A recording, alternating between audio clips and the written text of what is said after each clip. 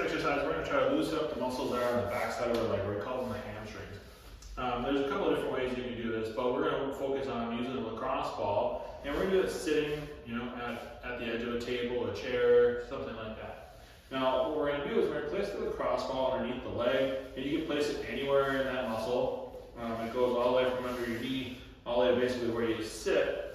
So you're going to find a spot, and then you're going to just try to straighten out your leg, bring it back, and you're going to kind of work into that. Just go to the point where you feel a stretch. It might be for you, maybe it's only to here, so you have to work out here for a little bit before it starts to loosen up, and as it loosens up, you can go into it a little bit further. If you're also in there and I'm not feeling it so much, try another spot. Move it down a little bit lower, maybe you go to the outside, move it up, move it around till you find those spots that are a bit more tender, and then you're just going to work that and back and forth until you feel like that loosens up a little bit. Something to consider here is the surface that you're on. If this is a super soft surface, it's not going to dig in very much into the hamstrings. And that might be beneficial for you if your hamstrings are super tight, it's very tender. You might want something a little bit softer, put a little bit less pressure.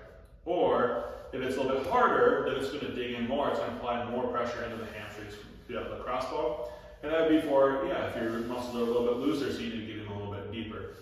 The other consideration is that we have the sciatic nerve that also runs kind of in this area down the back of our leg. So if we are bringing that leg up and you start to feel like kind of some shooting or some stuff down the back leg into the foot, then I would back off. Either don't go into it as far, or maybe just move it just a little bit off of that spot so you don't have that reproduction of those symptoms down into your leg and foot.